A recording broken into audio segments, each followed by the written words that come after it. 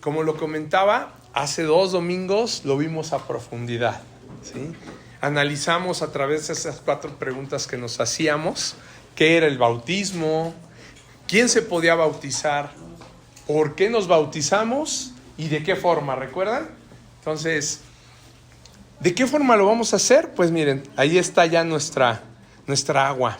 Necesitamos aguas profundas, lo suficientemente profundas para sumergirnos, ¿ok?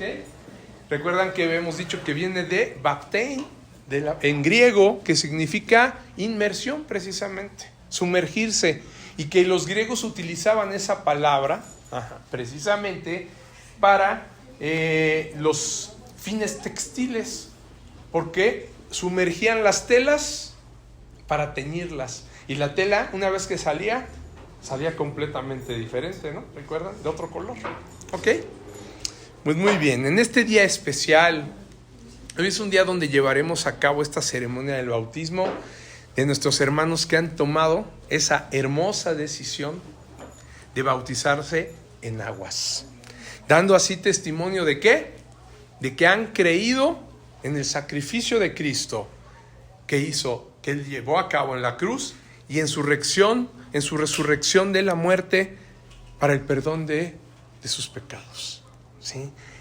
Hoy darán ese testimonio público a sus hermanos en Cristo que estamos aquí presentes, y amigos que nos acompañan, ¿sí? Familiares, de que han sido hechos hijos de Dios y que han muerto junto con Cristo y que se han levantado para vivir una nueva vida. Si han sido hechos hijos de Dios porque recibieron a Cristo en su corazón y han creído en su nombre, ¿sí?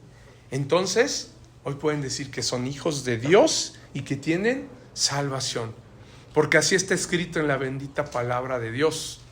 Acompáñame al Evangelio de Juan, capítulo 1, versículo 12, por favor, para que lo veamos. ¿Qué es lo que dice el Señor sobre esto?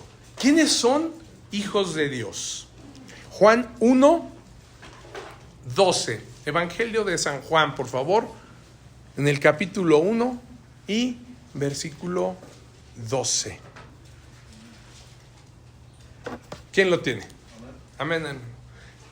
Mas a todos los que le recibieron, a los que creen en su nombre, les dio potestad de ser hechos hijos de Dios. Amén. Les dio potestad de ser hechos hijos de Dios. ¿A quiénes? A los que le recibieron, a los que creen en su nombre. ¿Qué quiere decir esto? Que solo los que han creído en su nombre, ¿sí? ¿El nombre de quién? De Cristo, ¿sí? El nombre del unigénito de Dios, el unigénito Hijo de Dios, nuestro Salvador Jesucristo, son los que somos y tenemos potestad de ser hechos hijos de Dios. Y me podrían decir, pero ¿qué no somos todos hijos de Dios? No. Como lo ha enseñado quizá la religión tradicional, ¿no? En nuestro país dice que todos somos hijos de Dios y todos vamos a ir al cielo, no importa, ¿no? No importa nada. Todos vamos a ir al cielo y porque todos somos hijos de Dios, lo cual vemos que no es así. Aquí lo dice la Escritura. ¿Quiénes? Los que le recibieron y han creído en su nombre, ¿sí? Según la Escritura, eso es lo que nos enseña y eso es en lo que creemos. En el Evangelio de nuestro Señor Jesucristo, lo que Él nos vino a enseñar es lo que Él vino a decir. Todos hemos sido hechos por Dios, lo que decíamos hace rato con nuestros niños, ¿sí? Somos creados por Dios. Entonces, ¿qué quiere decir? Que todos somos criaturas de Dios. El Señor nos hizo a todos, pero sabemos perfectamente que el pecado nos separó de Él y de ese plan, de ese diseño original que Él tenía. Y para ser hijos de Dios, para tener esa potestad, tenemos que recibir a Cristo y creer en su nombre, ¿sí? Fíjate cómo lo deja más claro 3 versículos antes el Evangelio de Juan. Vete 3 versículos antes, vete al 9, por favor. igual ahí. Capítulo 1, en el 9. ¿Qué dice? ¿Quién lo tiene? Aquella luz verdadera que alumbra a todos, o a todo hombre, venía a este mundo. Ok.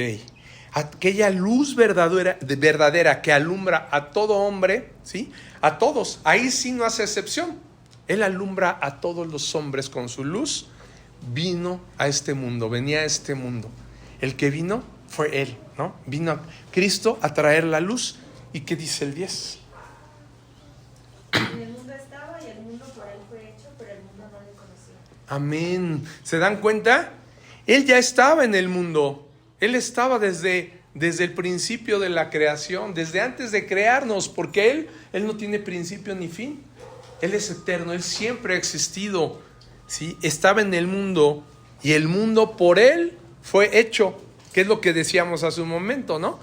Que Él creó al mundo, Él nos creó, Él hizo todo.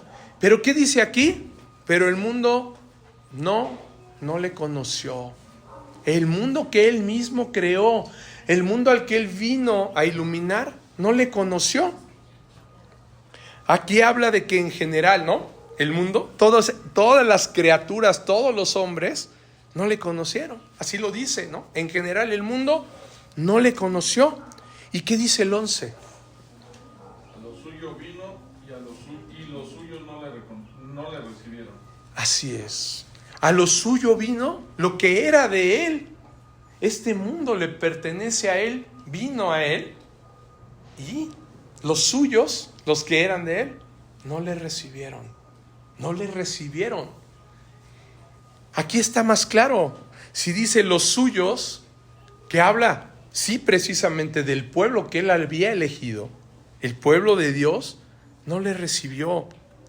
Y entonces, si creemos, si suponemos que lo que dice el mundo, lo que dice la religión tradicional, que todos somos salvos, que todos somos hijos de Dios, entonces, ¿por qué el Señor haría esta distinción, no? ¿Por qué mencionaría los que no le recibieron? Y la mención de que, en el 12 que leíamos, mas a todos los que le recibieron, a los que creen en su nombre, les dio potestad de ser hechos hijos de Dios. Así es.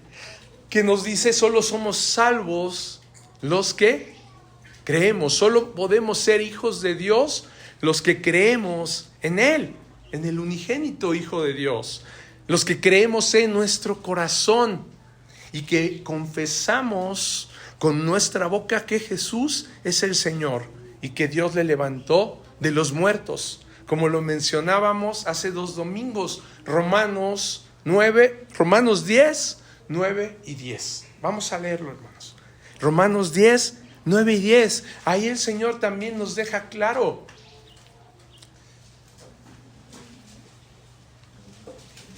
Romanos 10, 9 y 10.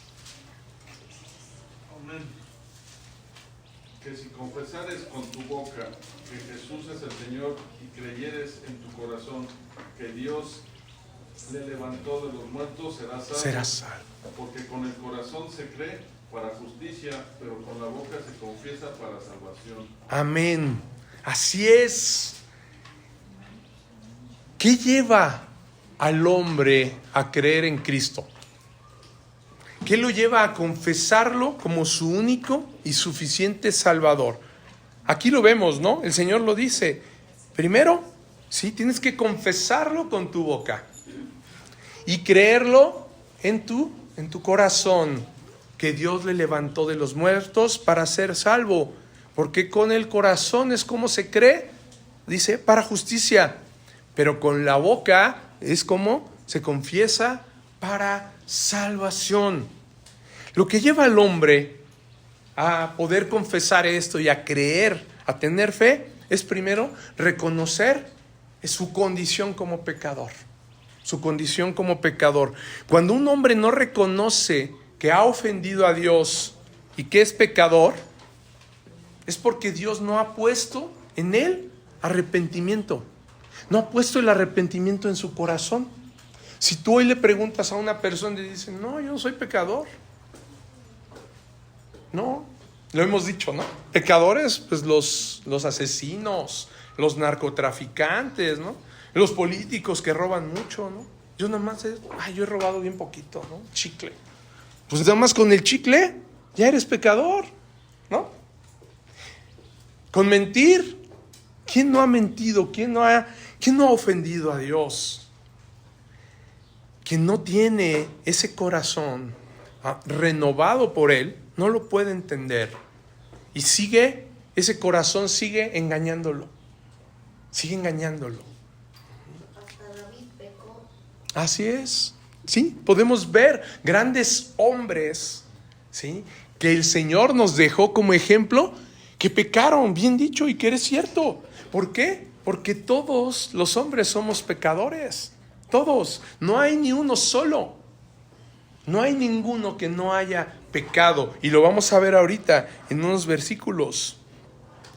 Cuando la palabra de Dios nos revela todo lo contrario, ¿sí?, cuando la palabra de Dios nos deja ver que lo que hemos hecho es incorrecto y ha ofendido a Dios, es cuando podemos decir, cuando ya lo entendemos y se genera un arrepentimiento en nuestro corazón, es cuando podemos decir que Él ha renovado nuestro corazón. Porque antes el hombre no puede entender estas cosas del Señor. El hombre natural, el hombre que no tiene, que todavía cuenta con un corazón de piedra y no de carne, no siente arrepentimiento y no puede creer, ¿sí? El que nos pone la fe es Él, es nuestro Señor. El que renueva el corazón del hombre es el Señor, y eso es lo que nos hace creer. ¿Quién de aquí puede decir que no es pecador? ¿Quién considera que no ha pecado?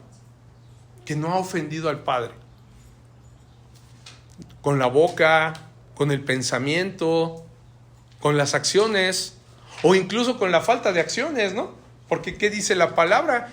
También la palabra nos dice que al que sabe hacer lo bueno y no lo hace, le es pecado. Santiago 4:17.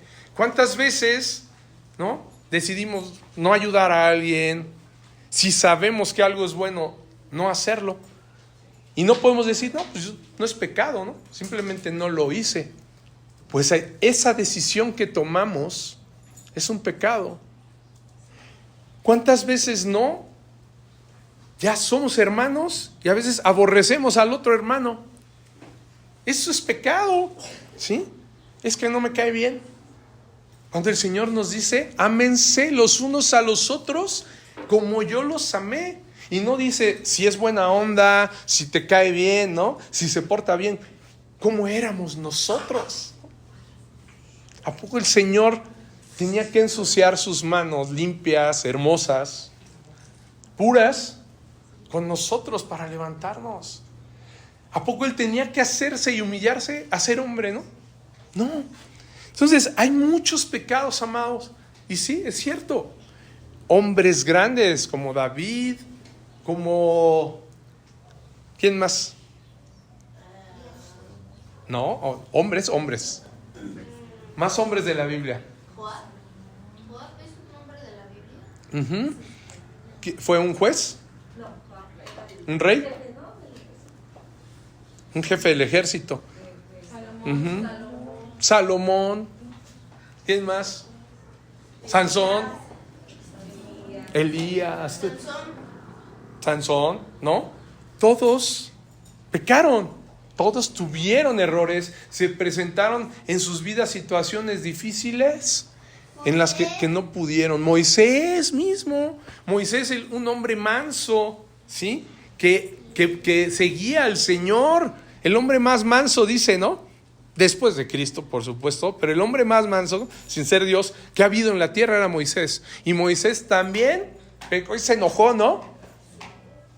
Entonces, todos los hombres somos pecadores. Nadie podríamos decir lo contrario, ¿sí? Y como todos somos pecadores, y lo dice la palabra, Romanos 3:23. ¿Qué dice Romanos 3:23?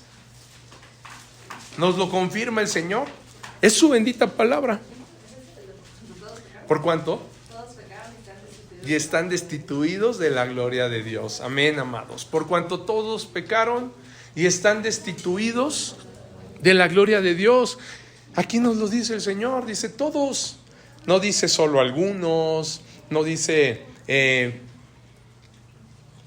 solamente los que venían del pueblo de Dios, los que venían de Israel, ¿no? Dice todos.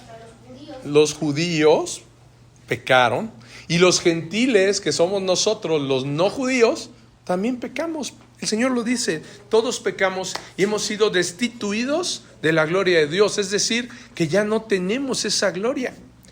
Y Romanos 5:12, ¿qué dice Romanos 5:12? Ahí nos lo corrobora. Romanos 5:12. Por tanto, como el pecado entró en el mundo por un hombre, y por el hombre la muerte, así O el la pecado. muerte, y por el pecado la muerte, así la muerte pasó a todos los hombres por cuanto todos pecaron. Amén. ¿Se dan cuenta? El pecado es muerte, amado. Por causa del pecado vino a nosotros, ¿qué dice? La muerte. ¿Sí? Así la muerte pasó, dice, a todos los hombres por cuanto todos pecaron. ¿Sí? El pecado hizo que la muerte pasara a nosotros. El plan de Dios, el plan original de Dios no era ese, no era que muriéramos, pero el hombre al pecar trajo la muerte, trajo la condena de la muerte. Y esa muerte dice, así pasó la muerte a todos los hombres. Hemos venido heredándola. Podríamos decir, pero ¿a poco los niños? Pues los niños han heredado el pecado. Nacemos y heredamos el pecado original.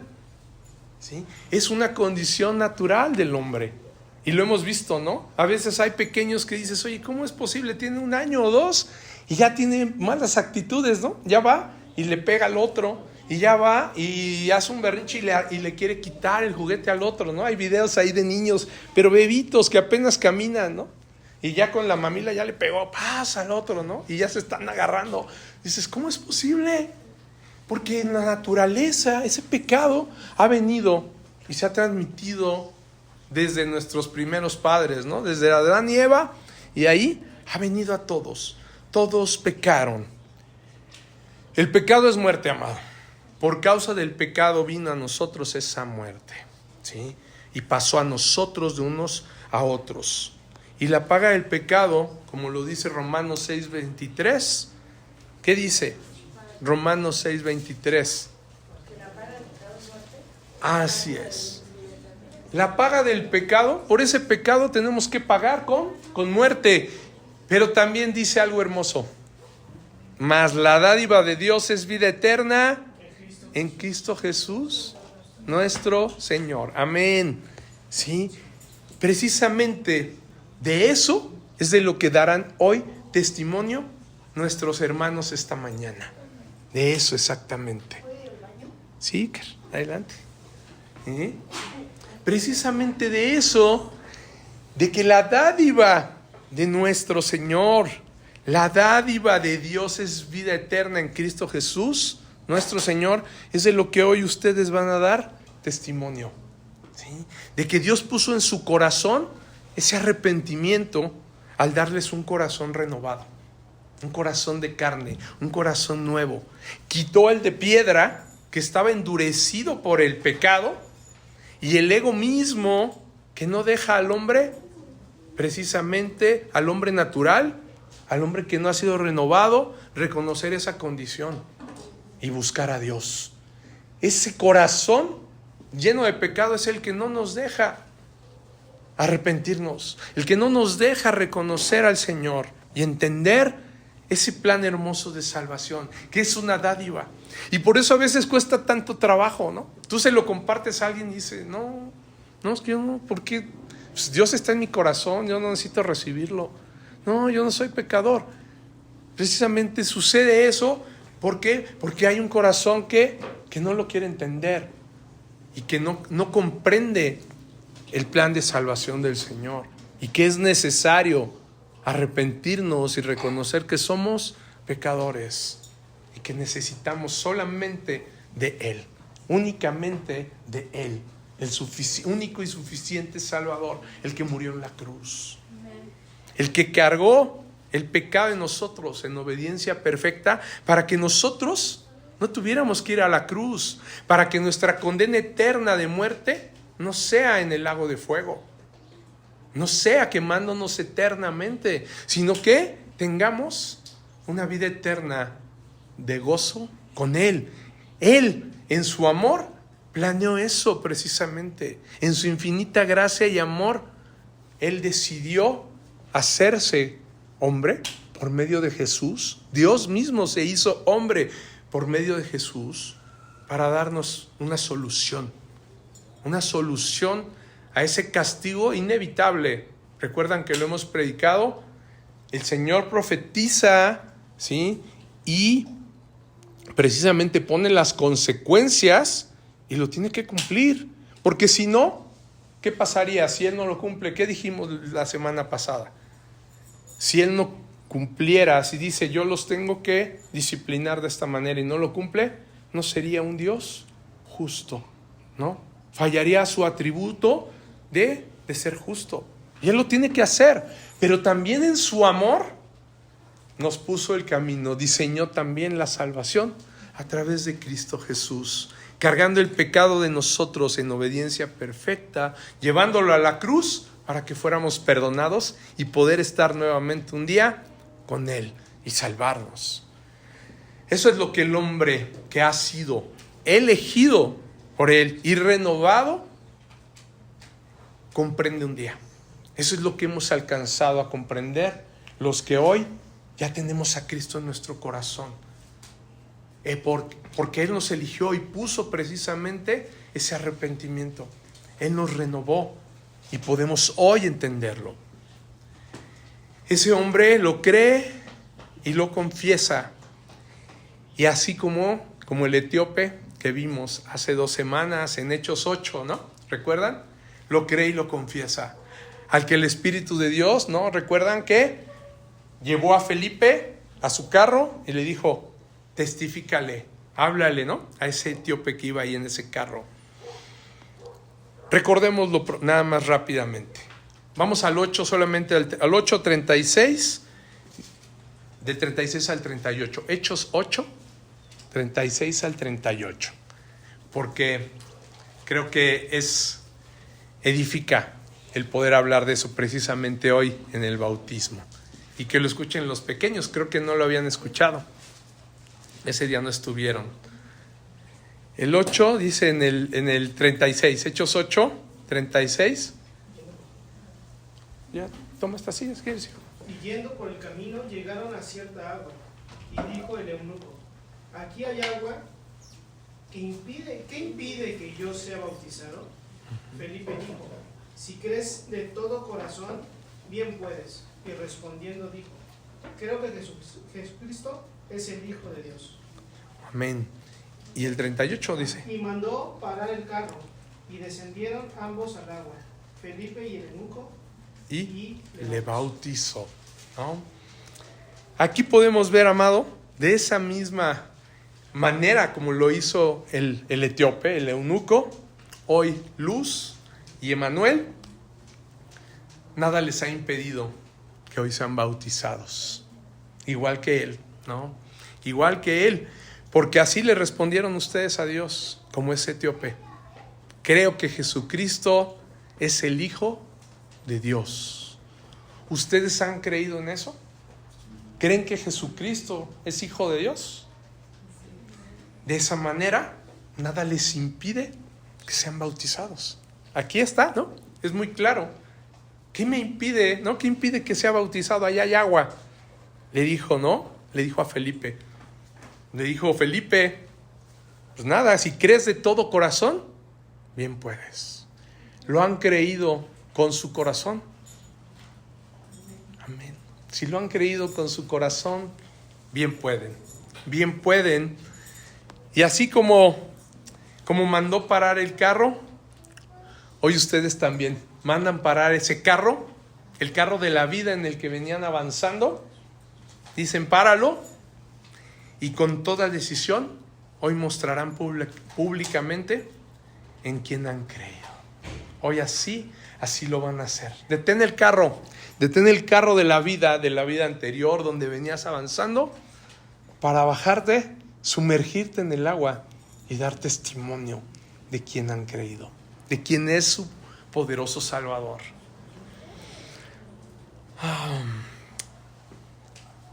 Hoy descenderán precisamente en el agua como un símbolo de que han muerto junto con Cristo y son sepultados en una tumba y levantados, como lo decíamos al principio, levantados en la resurrección para una vida eterna, para una vida al lado de Dios, una vida por siempre al lado de Él. Y como lo decíamos, solamente es un símbolo, ¿ok? Es un símbolo de que han recibido a Cristo, porque el bautizo en sí no es la salvación, ¿ok? La salvación no es el bautismo, la salvación es Cristo, ¿sí? Su sacrificio en la cruz, su muerte y su resurrección, y la recibimos habiendo creído en nuestro corazón y habiéndolo confesado con nuestra boca, lo cual ustedes ya hicieron, ¿no? Alguna vez creyeron en su corazón y con su boca lo confesaron. ¿Qué lo decíamos hace un momento? Ese es el bautizo en el Espíritu Santo realmente. El haber creído. Cristo ya lo hizo en la cruz y ya nos dio la salvación. Y ahora lo que haremos es el símbolo del bautizo en aguas. Por inmersión lo haremos porque también Jesucristo lo hizo, ¿no? Él también así lo hizo. Mateo 3:16, ¿recuerdan? Hace 2 domingos. Mateo 3:16, ¿qué dice?